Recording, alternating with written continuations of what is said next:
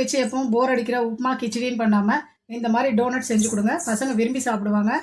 நல்ல டேஸ்ட்டாகவும் இருக்கும். வாங்க எப்படி செய்கிறது பார்க்கலாம். ஒரு கப்பு ரவை, 1 டேபிள் ஸ்பூன் எண்ணெய், 1/4 ஸ்பூன் ஜீரகம், 1 ஸ்பூன் சில்லி ஃப்ளேக்ஸ், 1.5 கப்பு தண்ணி, தேவையான அளவுக்கு உப்பு சேர்த்து இதை நல்லா கொதிக்க விட்டுக்கலாம். தண்ணி நல்லா கொதிச்சு வந்துருச்சு. இப்போ நான் ரவையை கொஞ்சம் கொஞ்சமாக கொட்டி நல்லா கிண்டிக்கலாம். தண்ணியை நல்லா அப்சர்வ் பண்ணிக்கிட்டு இப்போ வந்து ஸ்டவ் ஆஃப் பண்ணிவிட்டு இதை மூடி போட்டு ஒரு 10 நிமிஷத்துக்கு வேக வச்சுக்கலாம். 10 நிமிஷம் ஆயிடுச்சு. சூடு நல்லா ஆறியிருக்கு. ரவையும் நல்லா வெந்திருக்கு பாருங்கள். இப்போ நம்ம வேற ஒரு பாத்திரத்தில் மாற்றிக்கலாம்.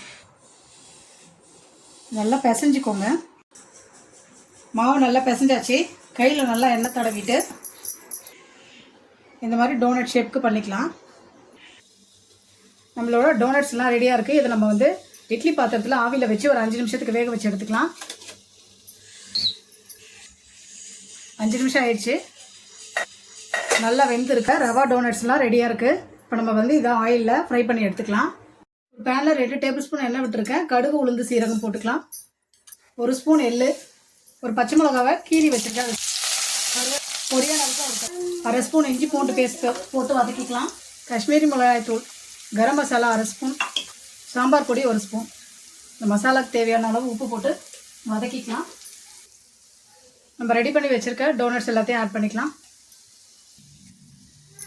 மசாலாவோட நல்லா கலந்து விட்டுக்கலாம்.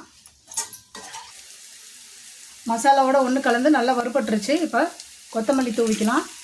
நல்லா டேஸ்டியாக இருக்கும் இந்த டோனட். நீங்களும் செஞ்சு பாருங்கள். லைக் பண்ணுங்கள், ஷேர் பண்ணுங்கள், சேனலை சப்ஸ்கிரைப் பண்ணுங்கள். தேங்க்யூ.